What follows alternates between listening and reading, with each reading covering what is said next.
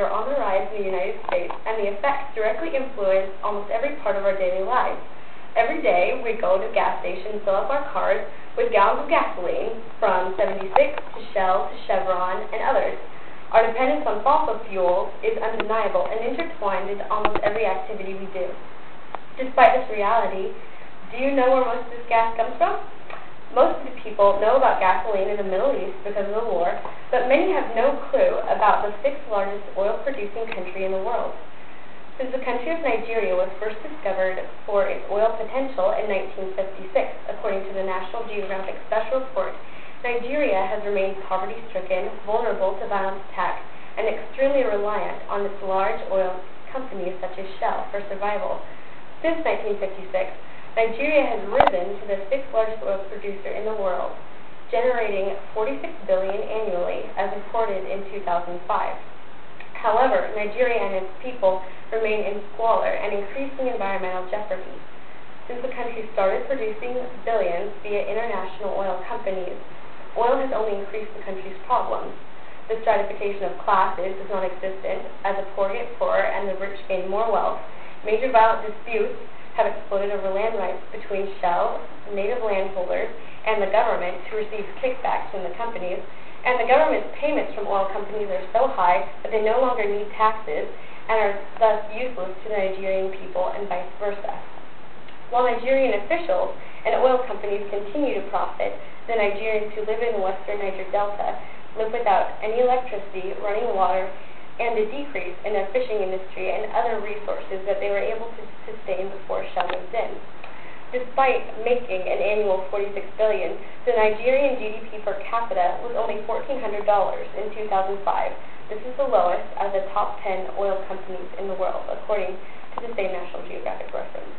The people do not generally have land rights, and the land they do live on is polluted, as the government has documented 6,817 oil spills, but the actual number is estimated to be much higher. But that number, however, is about one spill a day for 25 years. Because of the many disadvantaged in Nigeria among the wealthy, rebel groups such as MEND, or Movement for the Emancipation of the Niger Delta, practice guerrilla warfare and sell oil on the black market to make money. In February of 2006, because of continued attacks, Shell had to tell its stockholders that it shut down its western Niger Delta for a month. According to the report put out by Shell Nigeria, 54 staff members of Shell were taken hostage in over 11 different incidents throughout the year 2006.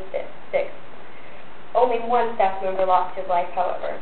Later, in the informational brief on the dangers of oil in Nigeria, Shell vaguely recognized the need for Nigerian people to earn more and the possibility to employ more Nigerians instead of foreigners, bringing them over to Nigeria.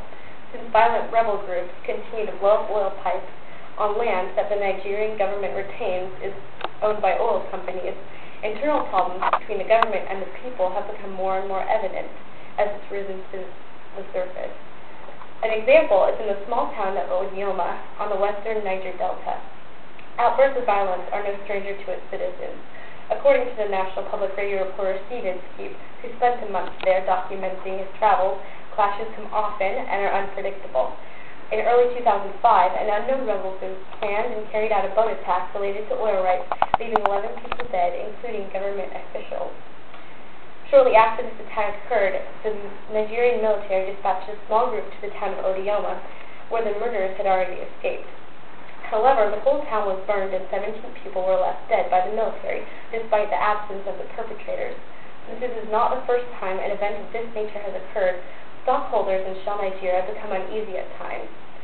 Seeing this in foresight, earlier in 2003, Shell hired outside consultants and a security strategist to write a full report on the status and conflict in Nigeria and conclude the sustainability of its oil extraction potential in Nigeria. According to the report, which is titled Peace and Security in the Niger Delta and was later leaked to the press in 2005, they said if the company of Royal Dutch Shell does not change policy in how they work with the Nigerian government as well as the communities of the Niger Delta, a discontented population could entirely drive them out by the year 2008. This issue is, beyond a doubt, a complex problem.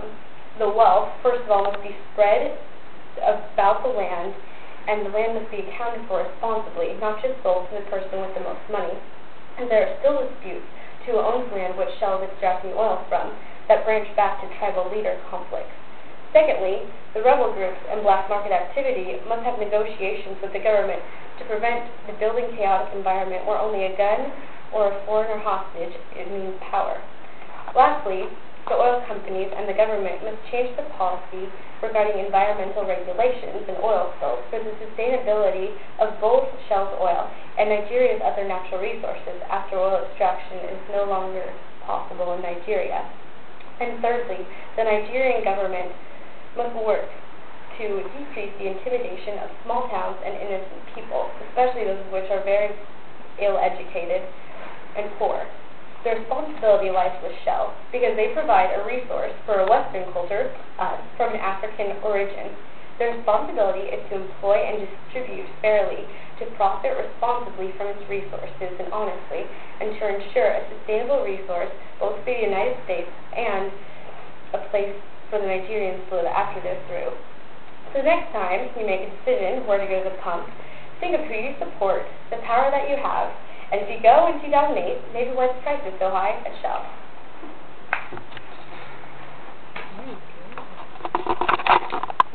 Oh,